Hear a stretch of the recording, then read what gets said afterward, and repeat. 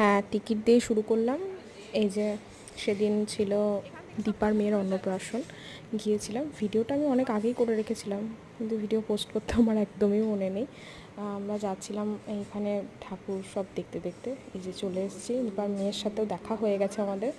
ব্যাস কুটিপুটিতে একটুখানি নাচছিলাম, ব্যাস তারপরে আস্তে আস্তে কেঁদেই ফেললো, খুবই ছিচকাদুনে।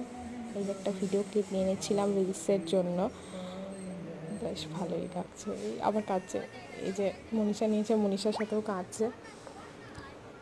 যে মিশো থেকে কিছু অর্ডার করেছিল, দিয়ে দিদি আমরা সমস্ত এগুলো নিয়ে একটুখানি দেখছিলাম কী কী আছে এখানে। ডেকোরেটিং এখনও শেষ হয়নি, এখনও ডেকোরেটার্সের লোক ঠিক করছে। ব্যাস চলে এসছে আসল লোক যার জন্য আসা। এই যে আশীর্বাদ হচ্ছে, এরপর খাওয়া দাওয়া হবে। মানে আমি মোটামুটি সমস্ত কিছুরই ভিডিও করে রাখি এখনও। আমার গ্যালারিতে প্রচুর, এটা 1 মাস আগের ভিডিও, 1 মাসেরও বেশি হয়ে গেল। আমার হঠাৎ আজ মনে পড়লো ভিডিওটা আপলোড করা উচিত। আমি ব্লগের জন্য ভিডিও বানিয়ে রেখেছি, এটা শর্টসের ভিডিও ছিল।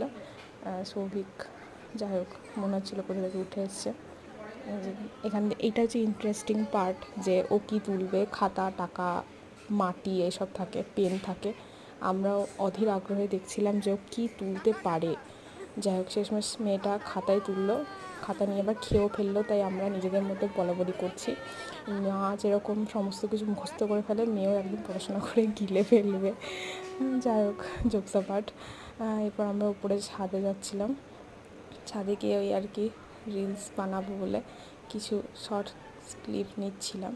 এই যে শাড়ি টাড়ি ঠিক করা, ওখানে শ্রেয়ার বোন আমাদের সামনে ভিডিও করে দিচ্ছিল, ও আমাদের ইনস্ট্রাকশন দিচ্ছিল কীভাবে কী করবে। ও একদমই ফটোজেনিক, একদম খুব সুন্দর সুন্দর জিনিস আমাদের বলে দিচ্ছিল। এই যে বোন, আমরা খেতে চলে এসেছি, খাওয়ার জায়গায় বসে পড়েছি।